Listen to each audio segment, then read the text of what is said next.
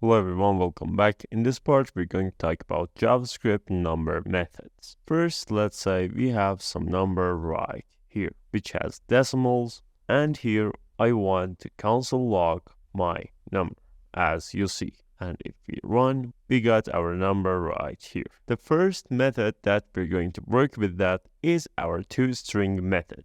You know that this is in type of number. So if we want to change to give us the value in string, we use .toString method right here. And in some cases that we need to change our number to our string, we can use this method. Another method that we're going to talk about is tofixed method. And what this does is this going to remove our decimals and give us our complete and fixed number right here. And if I run, you can see that we got 14 right here. And doesn't matter how much we have in our decimal. Again, this is going to give us the fixed number. The next function is toprecision function, which if we run here, you can see that we got the number. But here, if we give some numbers here, that is going to set how much digit that we want to give us. For example, let's say we want only 2 digits. If we give 2 here and run our code, you can see we got only 2 digits.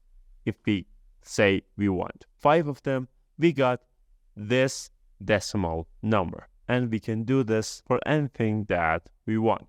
But let's say we have this in string mode and we want to change this to number. We have function called number that we can use to change our type of variable. And if we print this, of course, you can see the number. The same thing that we can do with is by our parsefloat method that do the same thing for us.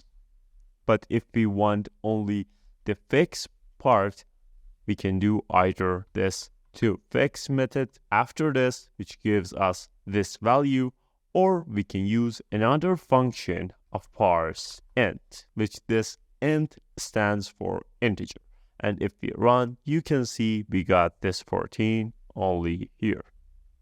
Please give a like and subscribe to catch next videos.